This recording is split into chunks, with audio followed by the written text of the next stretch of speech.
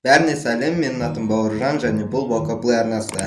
Арнаға тіркеліп, колокольчик басып, лайк басып, арнаны қолдап отырамыз. Кеттік. Сен бір іспен айналысып жатқанда, ол істі орындау үшін тым көп уақыт жаратып жатқаныңды байқадың ба?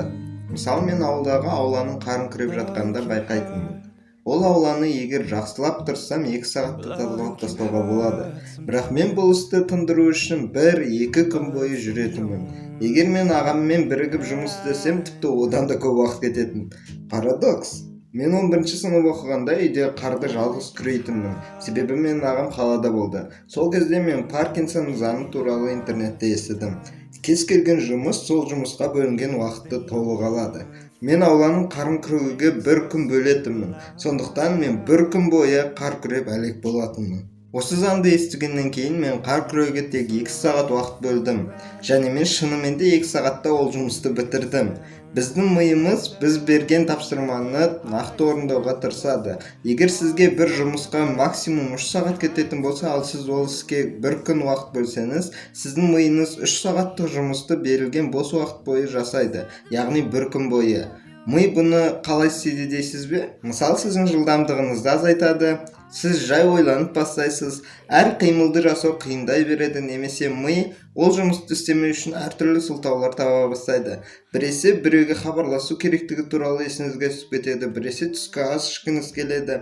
Мидың құралдары негізі өте көп, бірақ мақсат әрқашан бір: жұмысты бүткіл берілген уақытқа созу. Ақырында сіз 2 сағатта орындауға болатын үй тапсырмасын 1 күн немесе түн бойы орындайсыз, немесе тіпті мүлдем орындамайсыз. Мектепте оқығанда бұл менің миымның сүйікті техникасы болатын. Сондықтан уақытты бекер өткізбеудің бірінші ережесі жұмысты аяқтау мүмкін уақыттан артық уақыт бөлмеу. Уақытты тым қатты созу біз үшін қауіпті.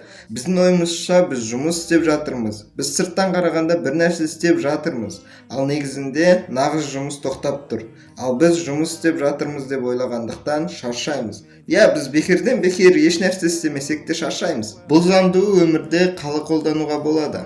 1 күндік жұмыстарыңыздың тізімін жазып шығыңыз, және әр іске белгілі бір уақыт бөліңіз, және сол жұмысқа арналған уақытты 2-ге бөліңіз. Негізі сізге кез келген істі жасау үшін сіз ойлағаннан да аз уақыт кетеді. Егер уақыт аз болса, ми тезірек жұмыс істейтін болады. Кеңес одағы кезінде мектептер 10 жыл болатын. Бірақ олар мектепті бітіргенде қазіргі университет бітірген адамдардан көп біліп шығатын. Жұмысты жақсырақ жасаймын деп, оған бөлінген уақытты созбаңыз.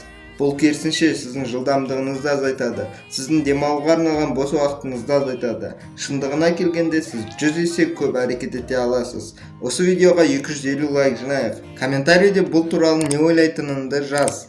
Арнаға тіркеліп, міндетті түрде колокольчикті бас. Wait for me to come home. Wait for me to come home.